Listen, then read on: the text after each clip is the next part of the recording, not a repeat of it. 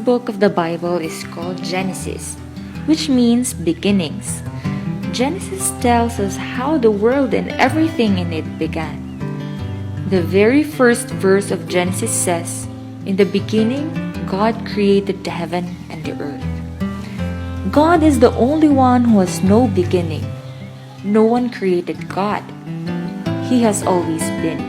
He was there before anything else existed.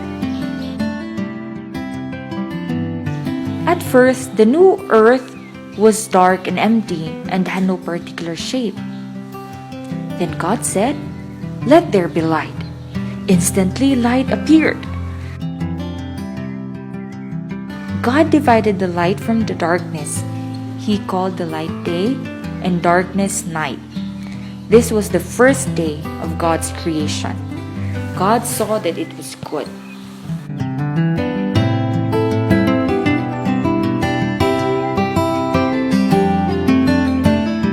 Then God spoke again and formed the sky to divide the water in the clouds above from the water below. The whole world became a big ocean with a great blanket of clouds above. And God saw that His creation was good, and this was the second day. On the third day, God said, "Let the waters below the sky be gathered together into one place and let dry land appear." It happened just as God said. God called the land earth and the waters sea.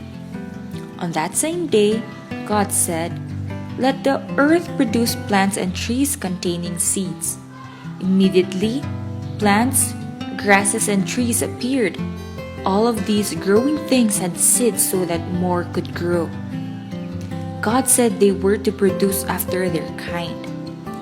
As He looked at all He had created so far, He saw that it was good, and that was the third day.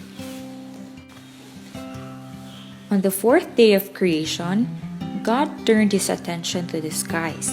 He said, "Let there be lights in the sky to divide the day from the night."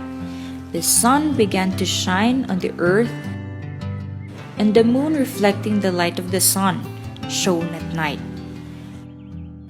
God also made the stars and planets and set each one in its place.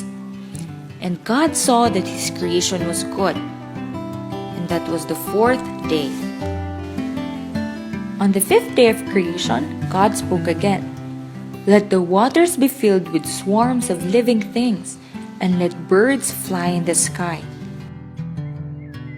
From nothing, only by His word, God created big whales and little goldfish. He created soaring eagles and tiny hummingbirds. Only God, the powerful Creator, could do that. By the end of the fifth day, the sky and the seas were teeming with life. The sixth day of creation was even more exciting. God said, "Let the earth bring forth living creatures." God made all of the animals from nothing. He made sheep and horses, cats and dogs.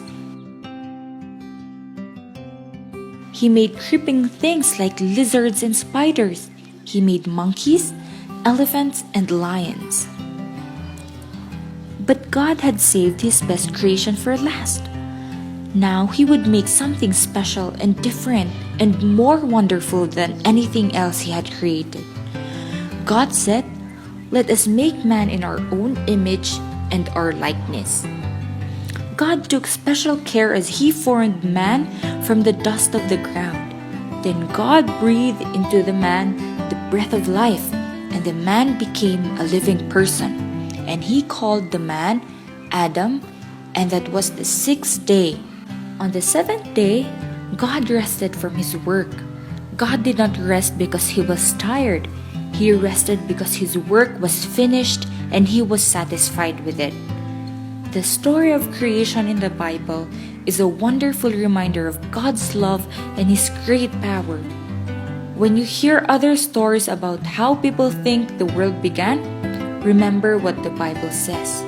You have a wonderful Creator who knows and loves you.